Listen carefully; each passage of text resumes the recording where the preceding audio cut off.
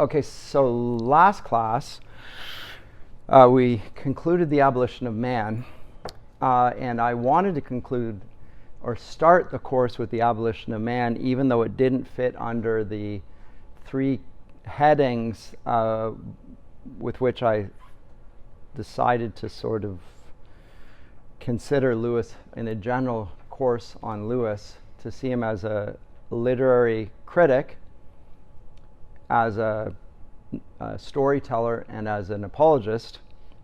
And I said that the discarded image fit under neither of those three categories, and that I think the broad corpus of his writing does fit under those three categories. But I began with it because it seems to me much of what he's writing about and also writing against is exemplified in that work. His thought crystallizes on the problem of his era in the discarded image, and it concludes with the idea, the abolition of man, concludes with the idea that we have not only abolished the idea of a moral nature to mankind, which is not a Christian view, it is a universally human religious view. All religions, all major religions, believe that we have a moral nature, and therefore they have codes of conduct, rules that you have to follow, and they will punish you or reward you in accordance with your conformity to those laws. That's not the sum and substance, but it's the primary educational mandate in every historical traditional culture, including Christianity, of course. And he goes on to show that in the second chapter there, in which he calls the Tao, to illustrate similarities between different religions: Jewish, Christian, Islamic, Confucianism, etc. And he just calls it the Tao, which is a made-up word, nothing to do with Taoism per se. But the idea that there is a moral nature to humanity which is so abundantly testified to across various religions, which are often in conflict with each other on a wide variety of issues, but still in this they're all in agreement that we have a moral nature.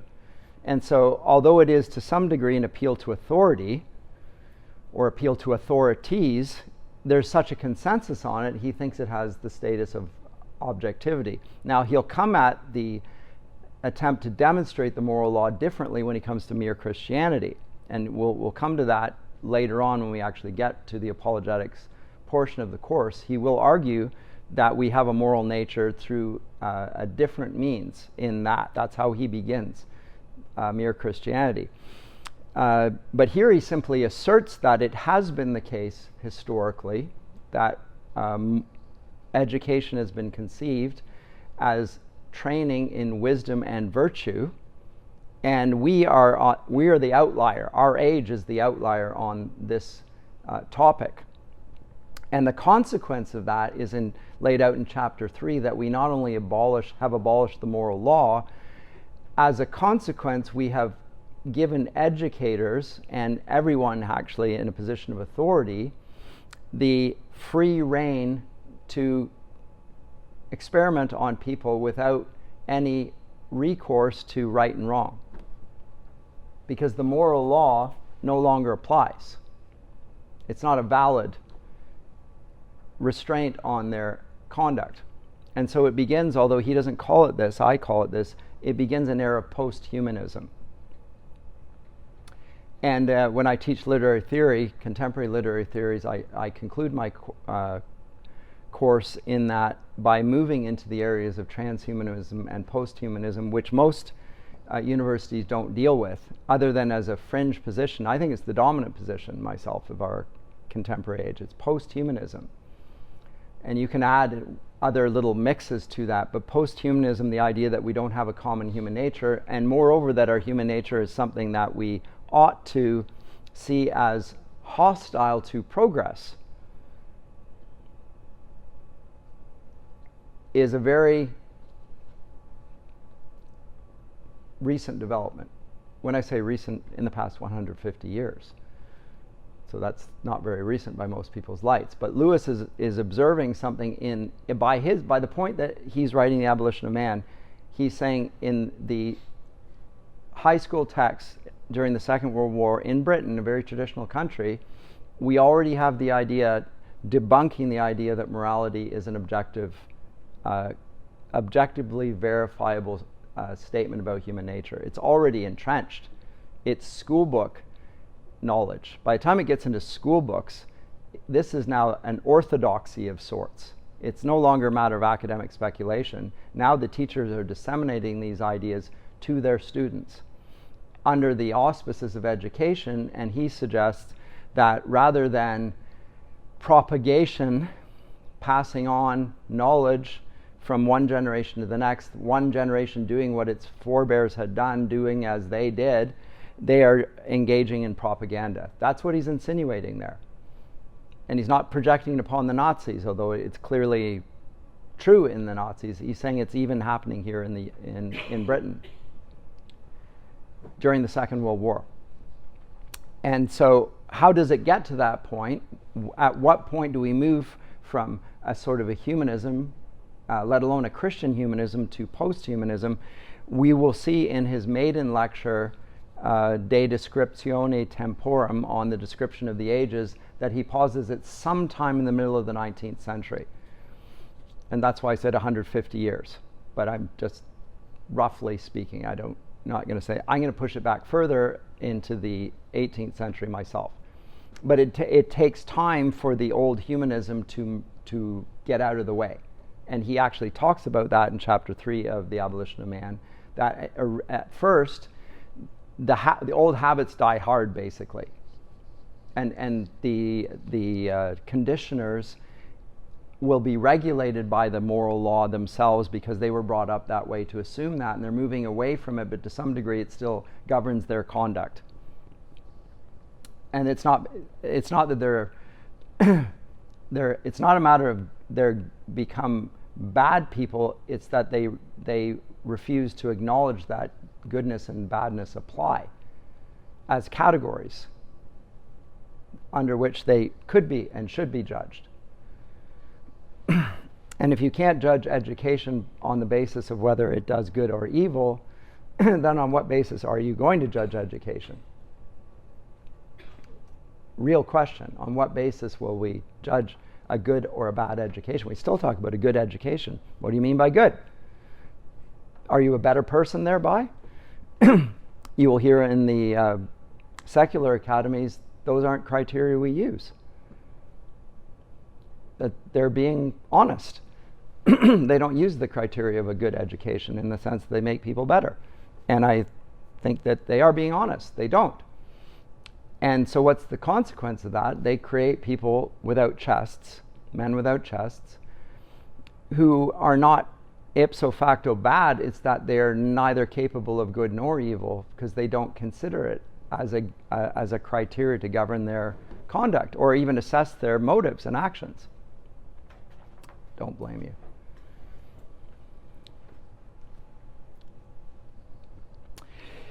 And what Lewis also observes about this, and it was implicit in chapter 1 of The Abolition of Man, that chapter I called Men Without Chests, is that it removes what Augustine calls the ordo amoris, which is the order of love. Now, he talks about this in Book 15 of the City of God, De Civitate Dei. Talks about the ordo amoris. He also implicitly, or at least in a very cursory fashion, refers to it on Christian doctrine, which I teach in lit theory, the history of lit theory. And basically the order of love suggests that there is a hierarchy of loves, and that the highest form is necessary and conditions the lower forms, rather than vice versa. So we haven't even read the four loves yet. We'll come to it, but he will enumerate four loves. One of them, which he calls storge, which is familial love. That's the one that everyone shares, and it's the closest to home. It's the first thing one experiences in a family. The child has a familiarity to the mother, everyone is familiar with their family, whether they love their family or not. There are certain things that become habits for them, and they really sometimes, if they're bad, they wish they could forget them, and they find it enormously difficult to do so because the early affections stay with us. And this is why child abuse is such a terrible thing, because it's really hard to get over and eradicate because it's so intrinsic to our developmental arc. So in that sense, it seems formative, and the Romantics are going to posit that to some degree. They talk about the importance of childhood. And will refer us back to childhood. Although they don't do it of childhood per se, they talk about the naivety and innocence of childhood. That is what they say should lead us. But they refer back to a more basic ground principle that should govern the rest of our loves and the rest of our life. So Wordsworth will say, the child is the father of the man. Contrary to what we would normally expect, that the father, of course, bears the child or sires the child, or whatever phrase you want, but he's certainly not the father of the man. The father is the father of the man, of the child, not the child's the father of the man. Boy, I messed that up.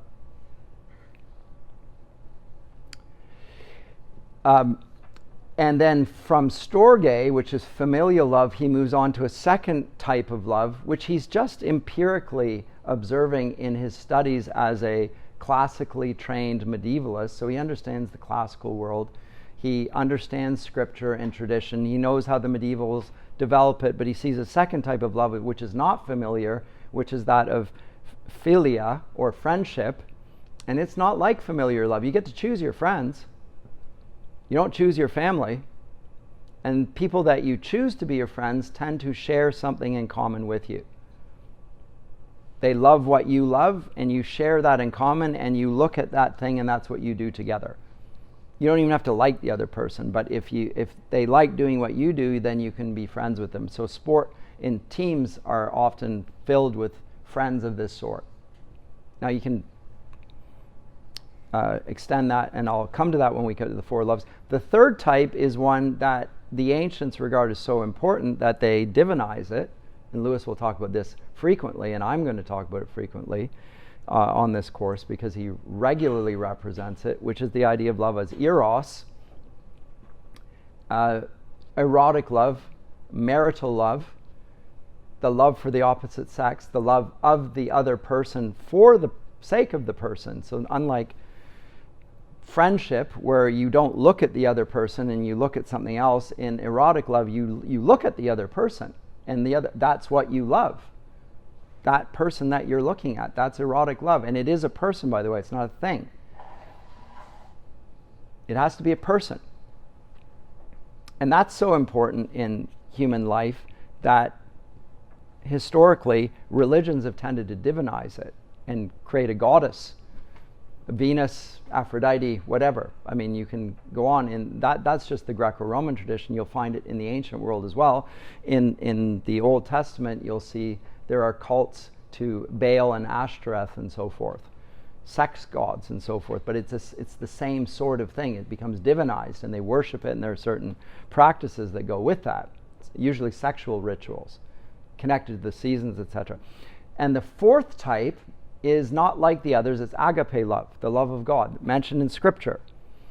And Lewis is going to argue that that type of love, the fourth, is actually not only the highest form, but actually it is the alpha and omega for all the others.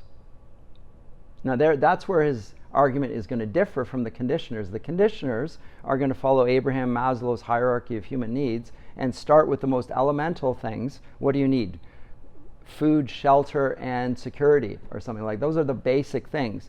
And so the modern socialistic state, remember I said last time there's only two ways of governing a society. Either you can use socialism or you can use religion. And socialism will deal with the lowest things, thinking that those are the most basic and the most important. And then when we have those, we'll move on up the hierarchy of human needs. And the highest of them is self-actualization. You know this already, right? You've heard this before. I wonder if I can find this. I'll put this on the screen. Maslow Hierarchy of needs. Give me an image here. Is this actually right? I always hesitate to click on these things. Just there you go. Start with physiological needs. And all these stupid pop-ups. My goodness. That give way to more and more spiritual as you go up. But what we have effectively here is a materialism, a commitment to materialism, and an idea of an elite emerging out of that. So it fits with an evolution of the species.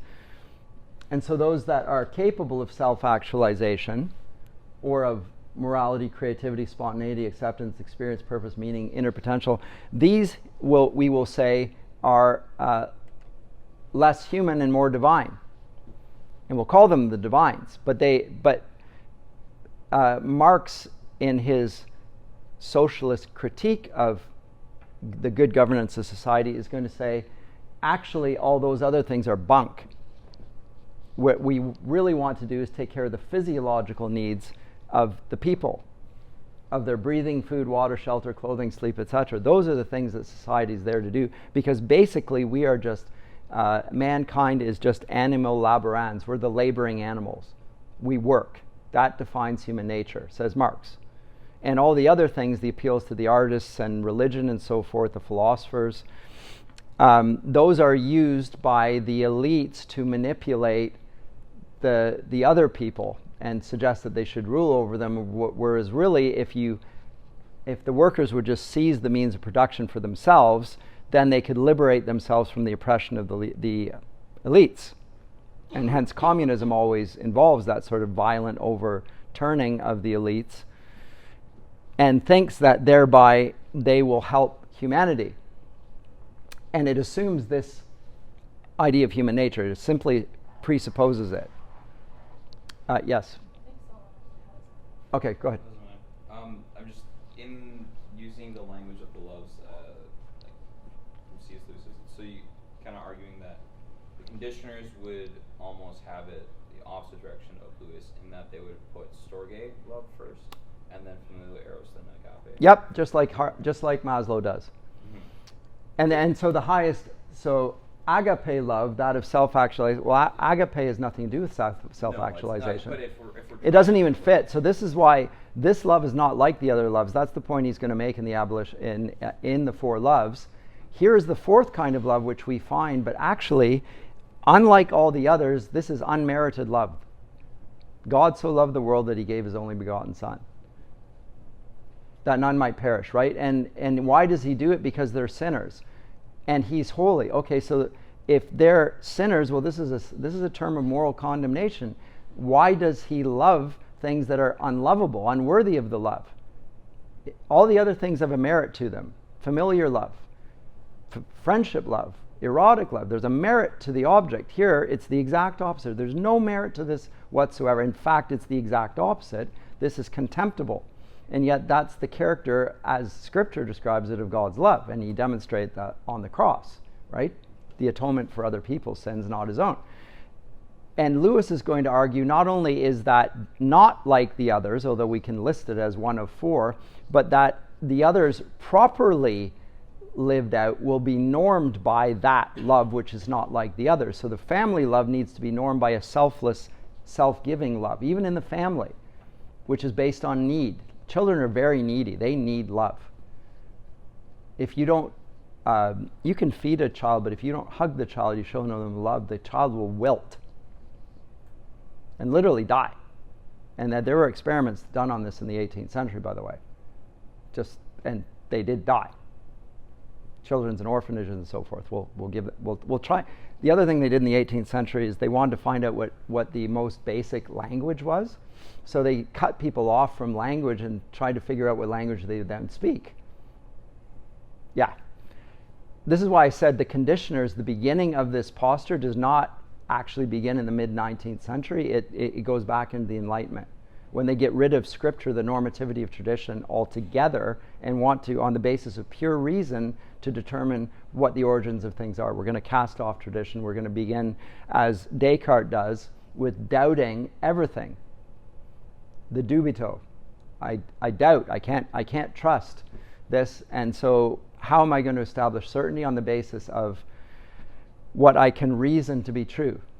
I doubt, therefore I think, therefore I am. That chain, but it begins with doubt.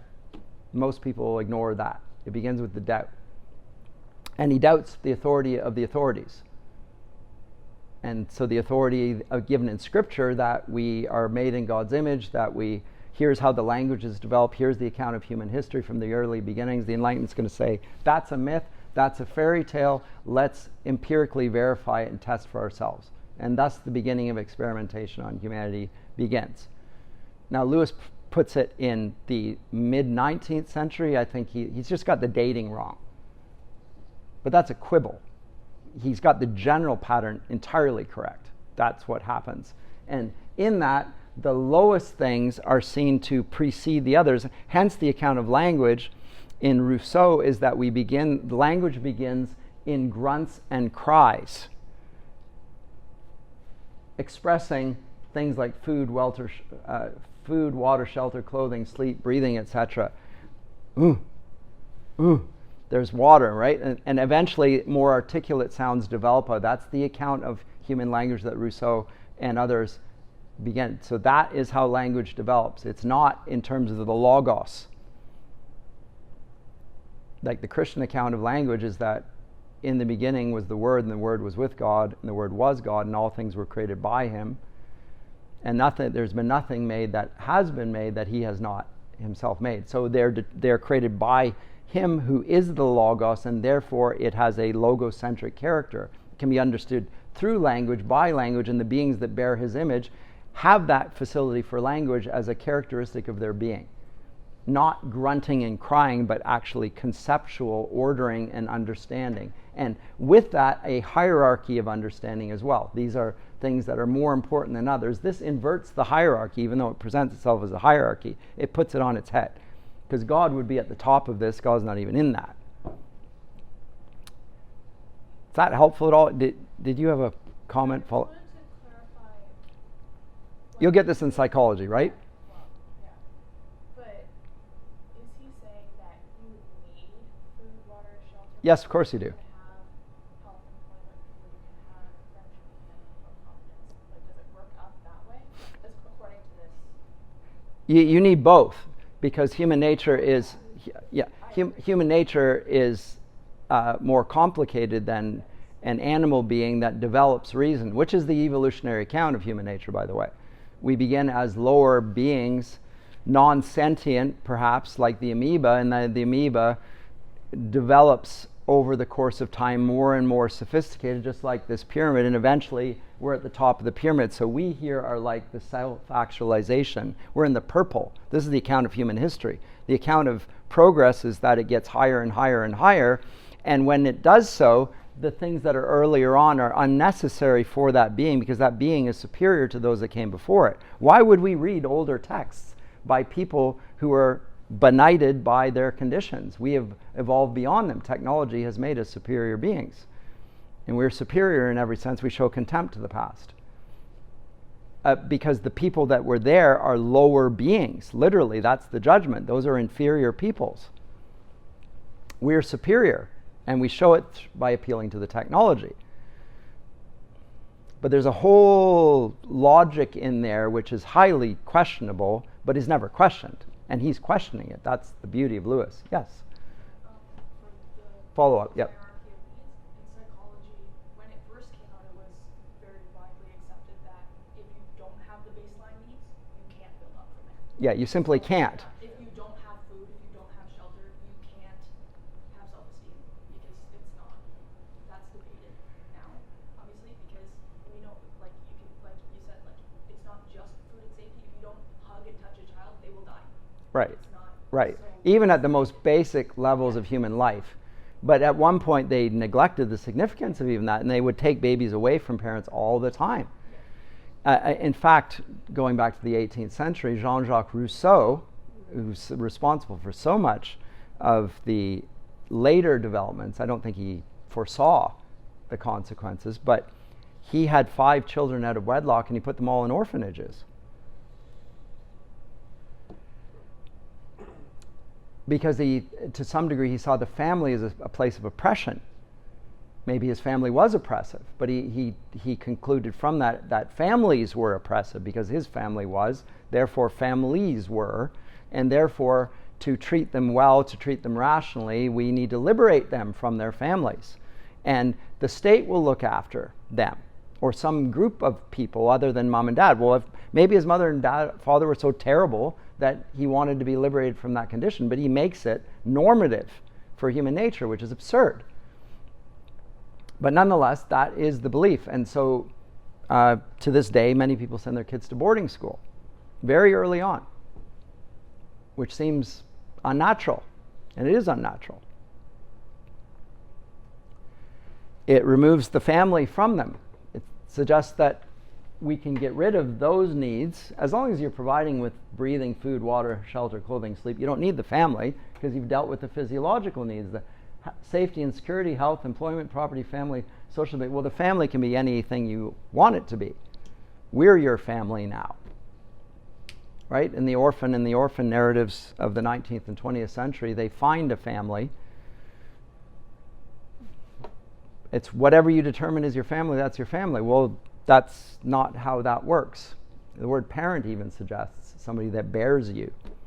Even if you get rid of the word father and mother, as they have in Ontario family law, as I say, about 5, 6, 7 years ago under Kathleen Wynne's government, they got rid of that in family law. The terms father and mother, they still have parent, however, and the parent is somebody that gives birth to you. So, I mean, you can't get rid of it. But they try to. And anyway, that whole hierarchy that develops, because they're aware in development, there's a difference between infants and adults, so we have to acknowledge that in some way, and we're going to do it on the basis of material things, and this fits in with the view of materialism as well. There's an implicit materialism in this view, and also an implicit Gnosticism, because it will regard what is most true about us as it develops is our minds. And so those who are most possessed of mind are superior to those who are more or less mentally acute. They're superior. And how far superior? Not just intellectually, but as beings altogether, because this is also implicit in it. If you get rid of the idea of the imago Dei, of personhood, then you are effectively saying a superior being altogether. It's not a matter of degree, but of kind. Whereas the humanities historically will regard everybody to have the same kind of nature. That's the whole basis for a humanities education. Everyone is human. You don't become human, you are human. On the other hand, you can become more human by recognizing that there is a model of humanity that you are to measure up to, and that, of course, for Christians, that will be Christ. It's an ideal, but it's a virtuous ideal. It's a wise ideal, right? So then that's the purpose of education. So I said the Ordo Amoris, and then I went down a little bit of a trail. The Ordo Amoris, the hierarchy of love, is implicit in the education system to this day, even though it works this way and actually doesn't work at all. When we talk about grades and first grade, second grade, third grade, this is the part of the Ordo Amoris. Because you are going up the steps. A grade is a step. You go up the steps. You're climbing up. Step, step, step, step. And then you graduate. And in those grades, you get grades that are measuring you on the basis of your knowledge of certain things and so forth. But along the way, those grades, which are arbitrary, the numbers, are actually degrees which are approximating your conformity to a pattern of love and knowledge yourself. That's what education is. Becoming more like Christ. Christ is the model. He's the origin of your life, because he's the Logos, and he's also the end of your life, and he's the measure of your life. And he will be the judge of your life. This is why Christian education must be Christocentric. Anyway, but the hierarchy there, the Ordo Amoris that he mentions in the Abolition of Man, chapter 1, is exactly that. It's going on a journey towards something, and the something is heaven. Right? And so at the end of the course, we're going to read the weight of glory and also transposition, very important essays. Throughout this course, I think I need that at the end. I'm reading at the end, at the beginning, and vice versa. So I'm just going to keep on referring back and forth through this. But in the weight of glory, he's going to talk about how all loves are conformed to the higher thing. When we think of God, we think of him as above, and in a sense ethereal, and in a sense distant and abstract. Whereas Lewis is going to argue that there's such a weight to it that everything lower, it is as much a part of it as the higher things, all things. And he will observe, and we're going to look at this in the discarded image, I'll do it next class, how the old cosmology used to acknowledge that. There was a hierarchy to it, which modern views of the cosmology dispute. I will come to that next time. But let me say that when we get to it, in that exposition of a cosmic hierarchy, Lewis is pushing back against what he has observed about the abolition of man, that it has jettisoned the idea of any hierarchy. And it's posited a new hierarchy in which the conditioners who are at the top of that, because they have no moral law to govern them, feel that it's their right to smash down and denigrate those that don't have their excellence. Because there's no shackles on there, because they're not human beings. And neither are the people they're looking at. They're not human beings. That would be a shared common nature. What are they? It's unclear. And Lewis says that that's part of the problem for them. That it's unclear what they are if they're not human beings. Are they gods? Because in the ancient world, the leaders were like gods, like Pharaoh and Caesar, both of whom claimed to be God. And so the scientism of the 20th century is characteristic of a sort of posture or attitude towards one's fellow human beings, which is, Lewis says, is actually anti-humanistic. And as a result, is destructive of humanity. And that's why the 20th century is full of more brutality, murder, than any century before it. Altogether, the number of people killed, mass murder, skyrockets in the 20th century. The question that we're going to have to ask, and I'm not going to get into it too much because Lewis dies in 1963 actually, is that only true of the Second World War, or does it carry on? Does the problem carry on? And I'm going to put my cards on the table and say that the problem carries on. It doesn't go away with the Nazis, because the educational philosophy is intact. And so even if the mass killings haven't taken place, do the conditioners regard the conditioned as things that they can experiment on willy-nilly without any restraint on their actions? And the answer to me is clearly yes, they do. They have, and they do, and they will.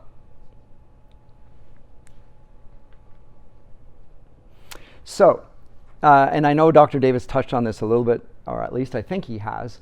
When it comes to the theory of evolution, he's not actually concerned about the scientific theory of evolution so much as the evolutionary imperative that consigns certain human beings to subhuman status. That's what he's most concerned about.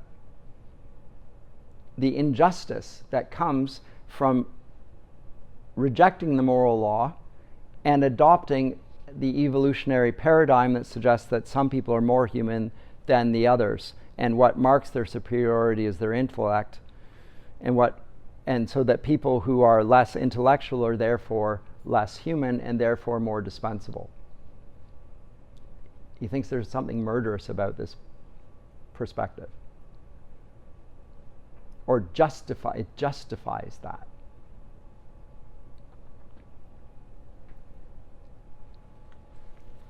And so in the discarded image then, what he is going to do, and I put this here at this point on the course for a reason, is he is going to present a different way of looking at the world and everything in it than that of the paradigm of his contemporaries. And to do that, he draws upon the ancients and the medievals and the Renaissance and their view of the discarded image is not just the image of God, it's the image of God's creation in all of its aspects.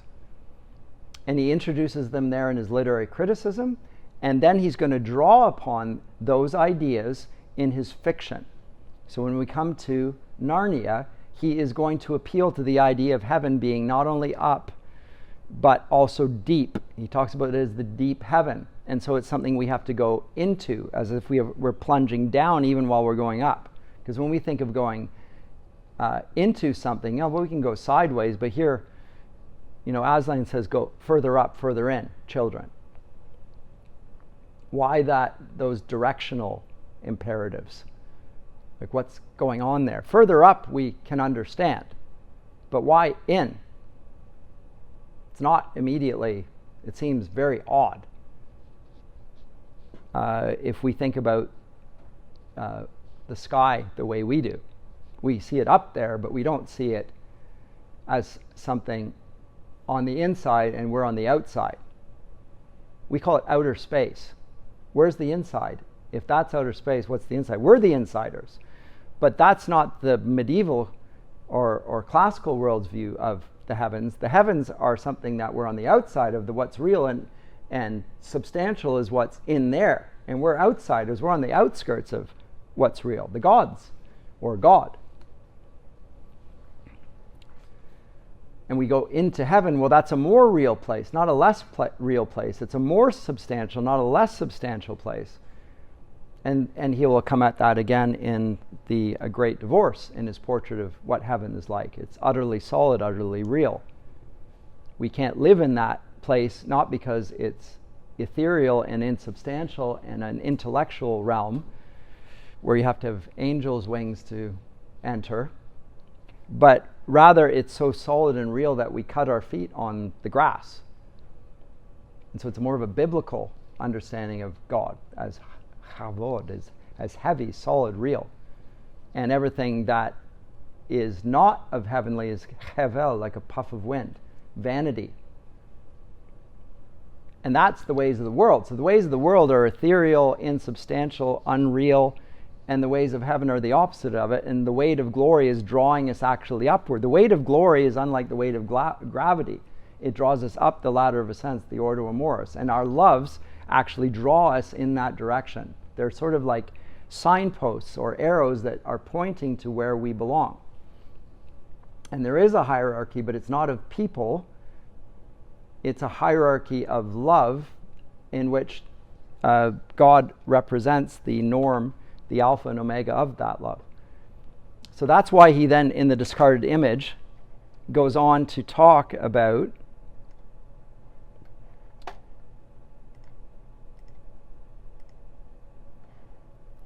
it takes a little time here. That's unfortunate. I hope I got the right. Nope.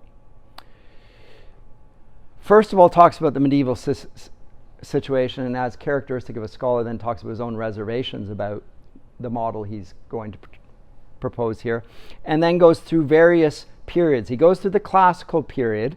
I'll get through this next time. I'm going to try and get through the classical period and the seminal period, and then in the third lecture, I'll deal with chapter 7, the earth and her inhabitants, and all of this aspect of it, and then we'll talk about the influence of the model. But it's a model. In Christian circles, we often talk about worldview, and this is sort of a worldview. But note he doesn't talk about a view, he talks about it in image. I like it better. We talked about just before class about needing sort of presuppositions in order to think. You can't just think through things all the time. That's not what thinking is. You need something on the basis to make judgments, certain presuppositions. One of them is that reason is intact and valid, and therefore the laws of logic apply. And if they don't apply the way, thinking is impossible. And our contemporary age, in accordance with its debased and, quite frankly, illogical way of thinking about thinking, rejects the laws of logic and will propose the most absurd things. Like even the concept of gender. This is an absurd thing. It's non-empirically verifiable. And it's also irrational, so why would we ever assert that it was something that we should affirm and ought to be affirmed, appealing to the moral law which we've rejected, and will be good for us to affirm furthermore at the end of the day, which is also appealing to the Tao which they've also rejected. And if you don't, then you're bad and evil, even though good, bad, and evil are not category by which we do anything. So we always have to appeal to the moral law even while we reject it. And we have to appeal to its validity to justify our actions. So this is, you just point out the futility and also the self-contradiction one finds oneself in when one rejects the Tao. You still need the Tao and its validity. But we'll go through this, and let me talk about the medieval situation a little bit first. And I think this is helpful. And he is implicitly, and it is only implicitly, but it is still there, he implicitly is referring to Rousseau. Because Rousseau talks about the noble savage. And modern anthropology, by the way, in my doctoral thesis, I talked about the human sciences. Romanticism, hermeneutics, and the crisis of the human sciences. The human sciences arise in the 18th century, and they replace the humanities in accordance with the pattern I've just described here. And the beginning of this is largely Rousseau. And he posits the idea of the noble savage, which you can see anthropologically in terms of the caveman and so forth. If you want really great debunking of that, look at G.K. Chesterton's take in The Everlasting Man.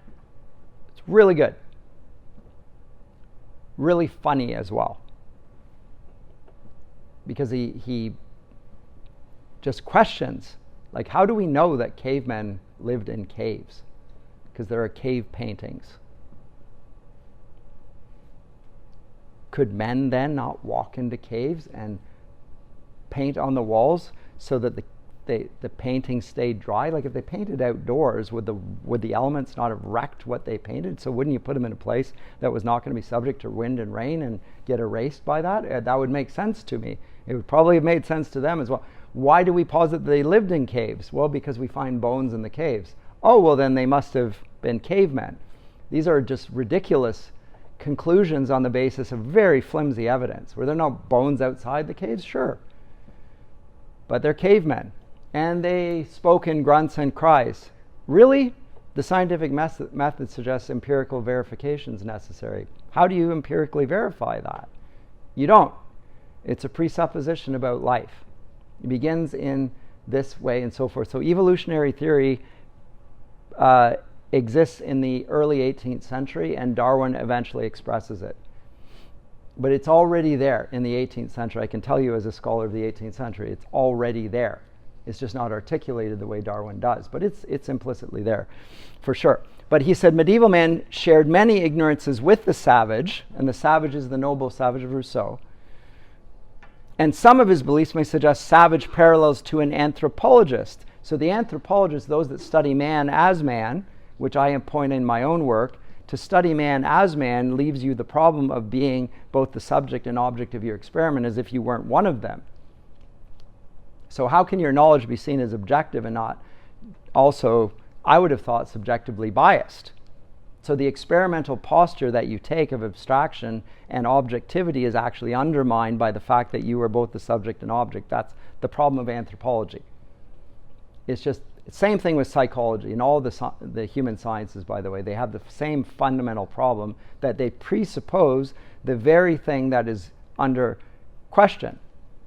Like, what is the psyche? Ask a psychologist what it is that they study.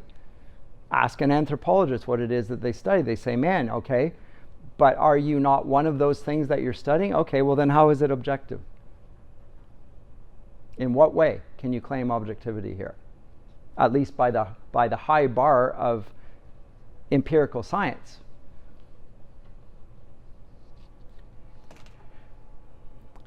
It may suggest savage parallels to an anthropologist, and in fact it does, because as we know, the medieval period, from the Enlightenment's perspective, they call it the Dark Ages.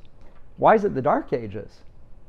They have cathedrals. The university begins in the medieval period. How can we call that the Dark Ages? Aquinas, the most rational man who ever lived, emerges in the 12th century.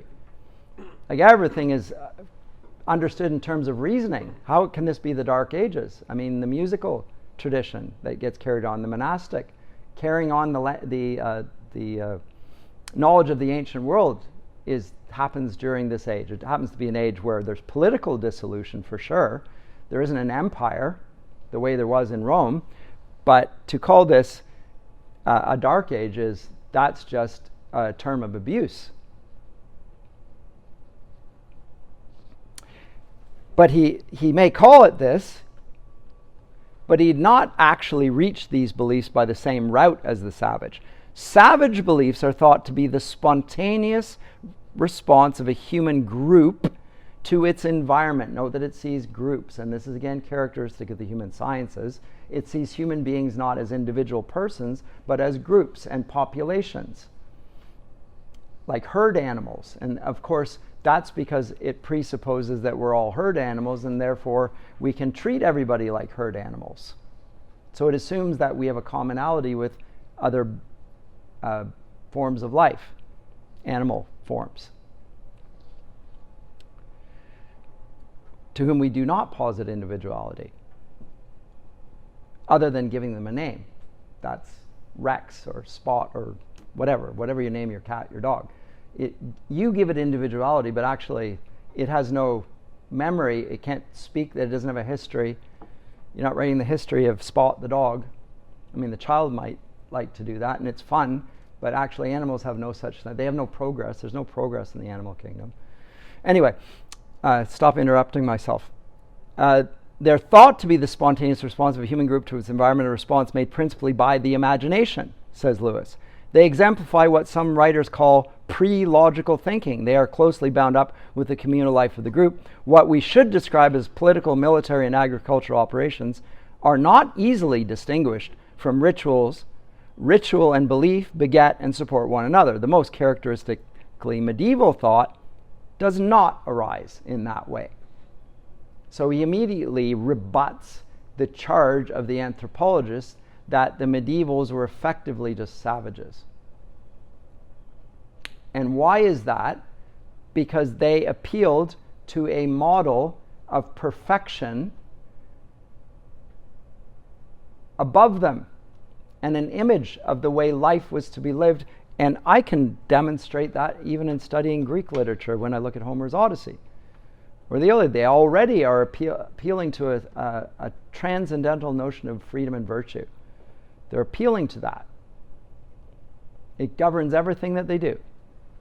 They didn't get it from living in the wilderness, like Polyphemus the Cyclops, who experienced the same nature, yet rejected, because he's got one eye, rejected what the other eye, every other human being saw, which is the need for the law of hospitality and for fundamental justice to reign and for there to be goodness, truth, and beauty, etc. He lives as solitary savages. They act like orphans, which is, again, the modern form of heroism. So he says, first of all, it's not like the savages. It doesn't come up from below. They don't, on the basis of that. There's a hierarchy and there's an appeal to authority. Authority matters in the medieval period. No doubt about it. And let me go back one there. Is it one? It's two. When he does this, he's going to appeal to the authority of the Somnium Scipionis and Lucan and Statius and Claudion and the notion of nature and others. So these are various figures who are seen to be authoritative in various realms. So he's going to give us the equivalent in history, the history of thought, to what he would do in etymology. He's giving us, etymology is a study of roots of words. He's going to give us the study of the roots of ideas in this book. This is why this is such an important book. He gives us the roots of his own ideas, by the way. When we think that Lewis and Tolkien are such imaginative writers, we will soon find that the more we read the medievals and the ancients, the less imaginative we will think that they are. They don't actually come up with new ideas. They just reframe them in terms. Like Aslan is invented as a name. But the concepts and the cosmology and the whole ordering of life is based on Lewis's reading of any number of sources. I'll trace some of the sources when we look at the fiction. He plucks them right out of Homer often. But he will appeal to authority, and that is very medieval. It is not very savage. Savages appeal to common experience, like our contemporary savages. They appeal to the ground of common experience, physiology. All you need is love. All you need is sex. That's what they mean. Right? Basic needs. And then they'll posit their fiction in the same terms. It's all driven by money, sex, power. And they'll present the medieval world that way. This is the thing. This is why I hate portraits of the medieval period as if they lived without the Tao. It's just unthinkable. Anyway, sometimes when a community is comparatively homogeneous and comparatively undisturbed over a long period, such a system of belief can continue, of course, with development long after material culture has progressed beyond that. Let me just skip over that. Peculiarity of the Middle Ages can be shown by two examples. So here's two things that are particular about the Middle Ages, just by example, that will distinguish it from the portrait of being an age of the Dark Ages, the savages. First one, sometime between 1160 and 1207, an English priest called Lazimon wrote a poem called The Brute. In it, he tells us that the air is inhabited by a great many beings, some good and some bad, who will live there till the world ends. The content of this belief is not unlike things we may find in savagery. So in the native culture of this country, there are many spirits, good and evil. Similarities there, right? To people, nature, and especially the less accessible parts of her, with spirits both friendly and hostile, is characteristic of the savage response. So everything will be filled with the gods. This is the sacred realm. Everywhere we look around us, it's sacred. And therefore you don't want to change anything because you'll anger the gods. And therefore there's no progress in the savage world. They don't want to change things. You can't change. It's static. It's fatalistic. It's tribal. It's hierarchical. It's irrational. It's fearful. You can't change anything. But here, rather than putting the gods everywhere, in everything, Lazimon is not writing thus because he shares in any communal and spontaneous response by the social group he lives in. The real history of the passage is quite different. He takes his account of the aerial demons from the Norman poet Wasse. Wasse takes it from Geoffrey of Monmouth's Historia Regum Britanniae. Geoffrey takes it from the 2nd century Dedeo Socrates of Apuleius. Apuleius is reproducing the pneumatology of Plato. Plato was modifying, in the interests of ethics and monotheism, the mythology he had received from his ancestors. If you go back through many generations of those ancestors, then at last you may find, or at least conjecture, an age when that mythology was coming into existence in what we suppose to be the savage fashion. So if you look at the long chain of appeals to authority before them, then you may find something savage way deep in the back. But actually, he's just saying this as a hypothesis. There is no such thing to be found because there's no written record of it. There's no written record of it. So Lazimon is not making it up, and he's not acting in accordance with some sort of religious demonic view of the world. He is appealing to authorities that had passed on his knowledge to him, and he's always appealing to that authority. And we've moved away. Knowledge in the modern world follows the Cartesian doubt of everything and all forms of authority. And Immanuel Kant will reassert it when he writes his little treatise of enlightenment and says that to be educated is to dare to know. And to dare to know, sapere aude, dare to know, and to not trust or give oneself over to the tutelage of the past. He doesn't say it, but it's effectively act like an orphan. Be brave. Don't trust anyone's word. But again, he's just following the methodology of the Royal Society, which is nothing written. In Latin, it's nothing written. You trust no one's word. You test and verify yourself. That's the methodology of the modern world. And it governs education then, of course. And it's called science. They call it science. That's the method of science, and the method not only becomes the approach to science, it becomes science. Knowledge is method. In philosophy, they'll talk about how methodology becomes more and more and philosophy itself becomes about method. What's the best form of method? That's not ancient philosophy. Ancient philosophy is interested in all sorts of areas of human life. Philosophy contains politics and ethics and poetry and history. It will contain categories. It will contain biology. It'll contain, I've mentioned ethics already. What else will it contain? It will contain ideas of the gods. Those are all, it will contain metaphysics. It will contain physics. These are philosophical realms. Does modern philosophy concern itself with any of those things? Not usually. A few stray, but in general it's about the method, the purity of the method. What can we prove by rational deduction, etc.? He said, but the English poet knew nothing about that. That is the Savager poet. It is further from him than he is from us. He believes in these demons because he's read about them in a book. That's the point. He's read about them in a book, so he carries that on. And it's been written in a book because somebody thought that it's important enough to be written down. It was a costly thing. We don't actually recognize this because producing books is something any idiot can do. And the internet proves it. Now you can just put your thoughts online. But a book in the medieval world is something that requires the ability to write, requires the cost of the paper, and it requires somebody to preserve it and to keep it somewhere. It's a very costly enterprise and a very individual labor. And so if you're going to commit it to a book, it's going to be something that you believe to be true and worth preserving and passing on. So there's an assumption there about books in this period.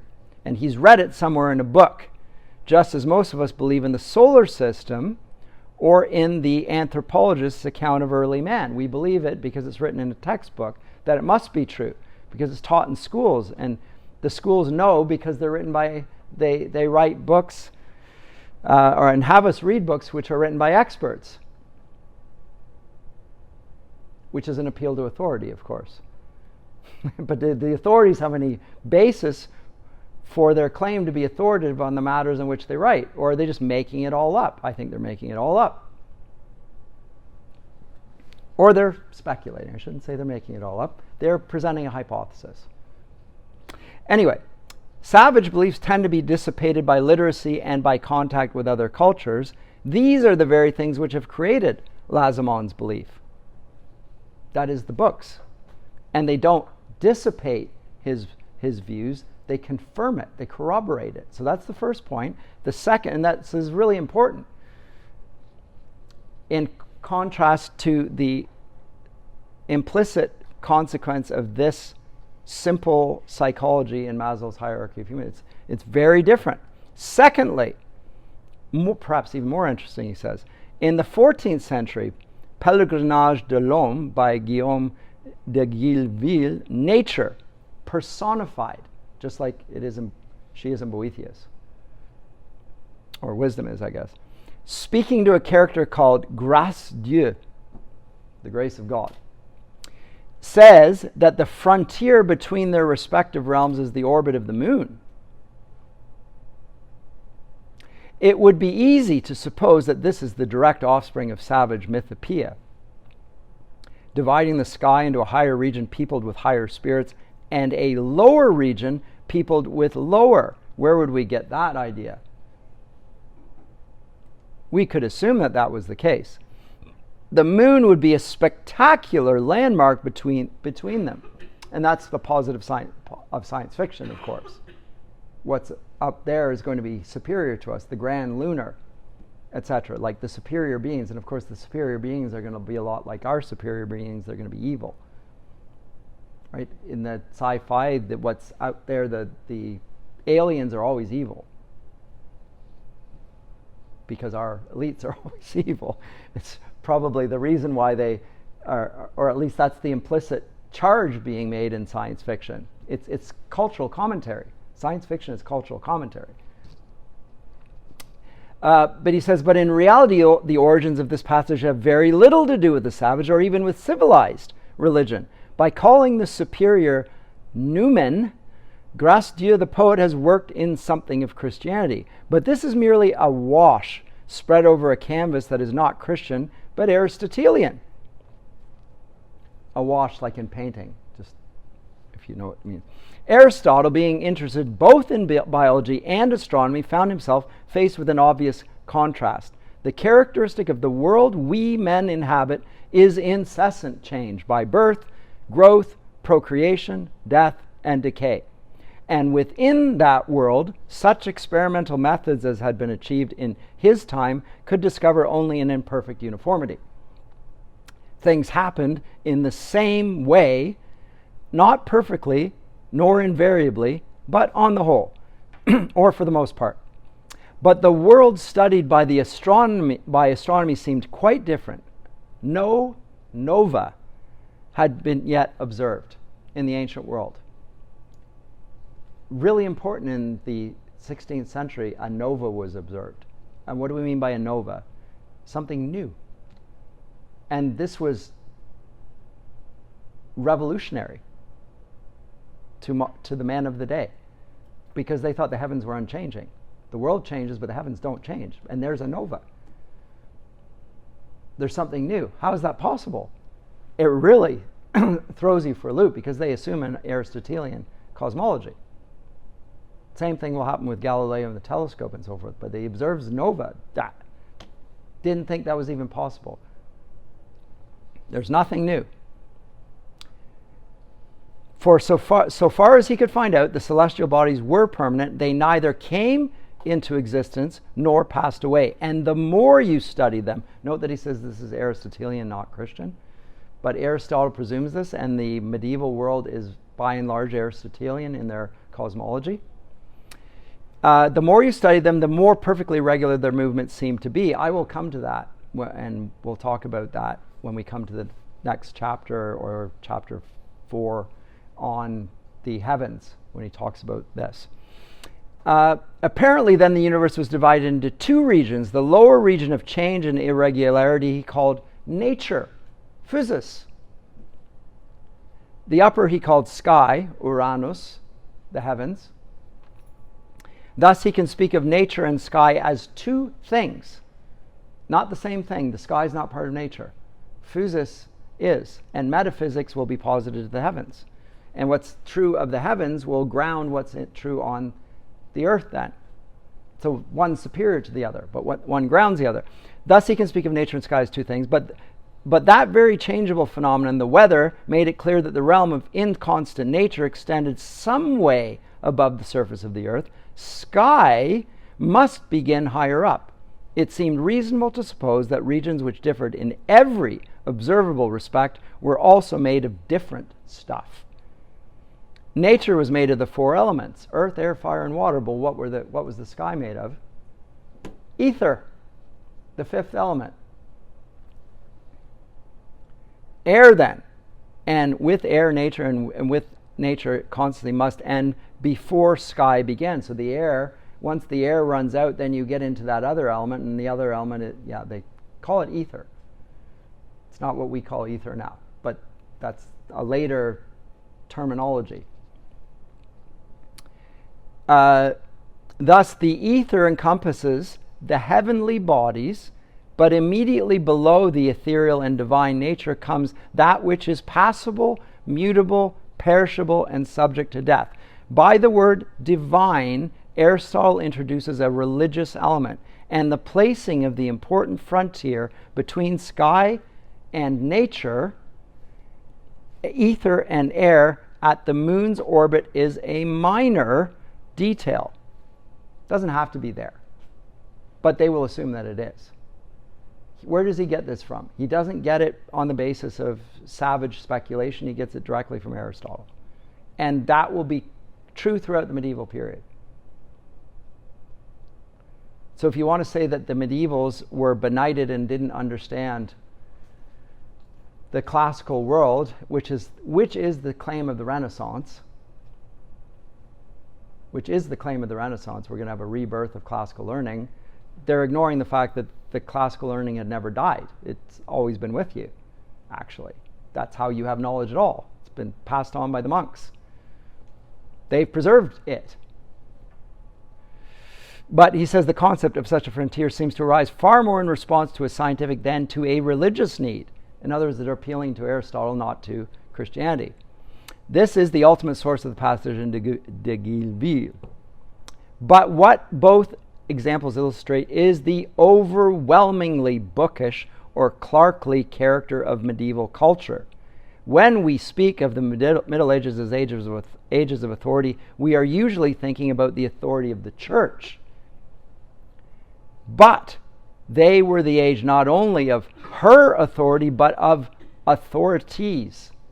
So don't think of this. And that, again, if you hear Enlightenment accounts, you speak about the medieval period and you're talking about the authority of the church, and we want to go back to the authority of the church. The church was an authority, but it wasn't the only authority. The tradition is part of the authority. The church affirms the authority of tradition, but not only its own tradition, but of tradition in general. Hence, the path of learning is to appeal to authority as authoritative and amendable in accordance with reason, of course. It's a living thing. Tradition is not a dead thing that you appeal to. It's something that you live within. That's very much of a medieval view. It's also true of Lewis in his fiction. The authorities are not to be trusted implicitly. They're not beyond question. They're often corrupt. They're often self-serving. And in the case of our contemporary age, they're characterized by their attitude towards those that they regard as subservient to them. So they're certainly not to be trusted then. On the other hand, he has a very high view of authority. He thinks there is such a thing as legitimate authority. And it is to be found in what everyone found authoritative up to this point. So the Middle Ages had roots in the barbarian North and West, as well as the Greco-Roman traditions, which reached them principally through books. But note the books. And with the books, there is also a beachhead there implicit in the books, which is the authority of the Logos, and the divine Logos as well, which will be the Christian development of that. And what do I have got here? I only have a few minutes longer.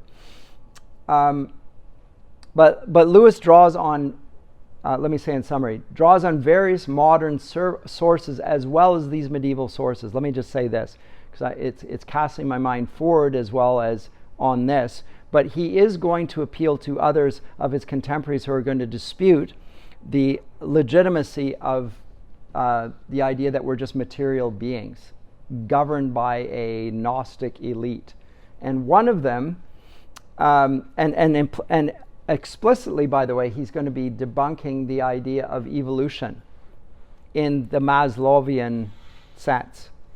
He's going to appeal to a devolutionary model, where the higher things govern the lower, not the lower things govern the higher, because that's implicit in the hierarchy of human needs, right? You have to have this to do this. By the way, the best part about Maslow's ideas is the pyramid that he constructs. It makes it seem rational. Without the picture, it begs questions. But with the picture, it's like, yeah, of course. And I guess if I don't breathe or eat or drink or have shelter and clothing and sleep, I guess I can't do those. Yes, of course. But that doesn't mean it's part of a hierarchy. It's just a condition of life. If you don't breathe, you're dead. If you don't eat, you're dead. If you don't drink, you're dead. Yeah, okay. So is that do you need all that in order to have this? No, I'd say all of these things come along with them all along. It's just you have a body. So of course you have physiological needs. But you also have a soul. So you also have these needs, and you have them all the time. They go together. It's not a hierarchy. I mean, one is superior to the other, but not on the basis of the primacy. And that's here. So there's an implicit hierarchy, even though he puts it in terms of the pyramid. The highest thing is actually the lowest thing, in terms of the most fundamental determinative of human nature, which we share with the animals. All the animals have the same physiological needs as we do, right? Fits in with that. Yes? I also think that for this pyramid, it's like a chronology rather than it's time-based. Also. Rather than just taking one person in a moment in time and saying what's the highest thing that they have, it wouldn't be their food or their water. It just happens that they couldn't survive to the next moment without food or water. Well, this will give this explains the anthropology. So this is a psychological model. It's used in psychology, but actually it's implicit. It expresses their anthropology as well. And like even just like Joe, he would have had more morality and all those things at the top rather than like shelter or clothing. And Lewis has just argued in The Abolition of Man that all cultures, major religions, have the Tao with them, and they see it as essential to every aspect of their life, and ahead of the physiological needs even. The most important thing governs all the others. It's always the case. It's not when you've satisfied the basic things that it is so. It is seen as so. The modern view is, again, the outlier, and it's entirely questionable. But Lewis uses a couple, and I want to appeal to these now because we're going to need them a little bit later on the course, and I can't leave them to the very end when they arise. And they arise in an essay which I'm going to have you to read called Transposition. You might want to read it now. I'm not going to deal with it to the end of the course, but you might want to read it now. But he's talking about the transposition. Transposition is a term in music. What does it mean to transpose? One from one key to the other, right? But here it's the transposition downward from the higher key to the lower key. If you're ever in a choir, the voice that you hear is the high soprano. Everybody else there is noise. I don't want to say that's unfair, but it's the high. You're listening for the high, and it's beautiful noise. But the high soprano is the escalation, the ascent, and it's ennobling. It lifts us up. There's something about the high soprano voice that actually suggests that sort of hierarchy. And the bass, the low, is there as the foundation to build up to that, and you get that sense of height and movement. And so, but the transposition is exactly the same thing which he talks about in the Four Loves. It's the transposition of agape into the other forms downwards. So this model, which is very flat because of its positivism and its materialism, he's going to use other writers to critique the positivism of his day. And actually, there are three main critics of positivism in the 19th century. One he appeals to regularly, Henri Bergson, and his vitalism, it's called. Another is Nietzsche, which I'm not sure he ever refers to, but Nietzsche is a stern critic of the materialism of his days and the positivism, and so is William Dilthey. These three are very stern critics of the human sciences as they develop. So that it's absurd. And he'll particularly appeal to Bergson, and Bergson will say, as if mental life was part, that he says that mind exists in a real duration with the material all along. So contrary to this, that mind emerges out of that, it is coterminous with it. There's always a spirit, or he calls it a lan vital, that accompanies material life, human life as we know it, and the best parts of it are there as well, acknowledged by all. Religion, creativity, spontaneity, love, these are the higher things, and they always animate everything else. And he will, so what we call mind or thinking is actually an aspect of our being, but it's still our being. But the mind that we posit is not just a material, biochemical feeling. So when I have a thought about something, it's not what we call epiphenomenology. It's not the appearance of thinking. It's not a chemical, biochemical thing, which is the Darwinist account. Because Darwin's going to posit a biological explanation, which Richard Dawkins perpetuates in the selfish gene, that our genes actually determine our lives. We choose our mates on the basis of some genetic attraction, of which we're largely oblivious and so forth. So we're determined by material, physiological things rather than spiritual things. Bergson is going to dispute that and say we're not moved by that. We're moved by other higher things alongside the material. And you're positing a hierarchy that actually does not exist as you are presenting it. So Bergson is one that Lewis will repeatedly appeal to, but he will also move away from this and critique that, because Bergson will only, in his most mature work, it's called Creative Evolution, and all Christian thinkers are going to revolt against the idea of creative evolution. Jacques Maritain, the famous Catholic philosopher, Lewis will dispute this. He'll dispute it in his sci-fi, by the way. And Charles Péguy as well. Most people haven't read him. But he'll talk about three planes of reality. There's a material plane, there's the organic plane, which Bergson acknowledges, the vital plane, and then there's the supernatural plane. That's the plane that Bergson doesn't acknowledge at all. And that's the one that accords with what I called agape love. And the other two planes, the material and the vital, will operate in accord with that. And he'll even talk about a fourth dimension, but I'll maybe get into that a little bit later. It's not necessary for today. But he's opposing the flatness of life. Everything's been reduced to nature, and nature is seen as a material thing. And he's going to want to restore a sense of depth and hierarchy, and again, the truth, beauty, and goodness and justice, which we appeal to as things that are above us.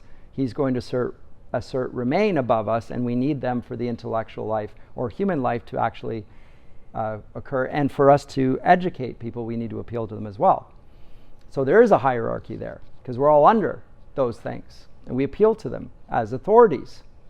Even if we don't like the authorities, we appeal to justice as authoritative, or truth as authoritative, or beauty as authoritative, or the good or evil as authoritative considerations. We appeal to those as things that we ought to listen to implicitly, or even explicitly. Actually, people appeal to those things when they talk about justice. They are appealing to something that governs conduct, and against which, if we fall foul, we deserve punishment.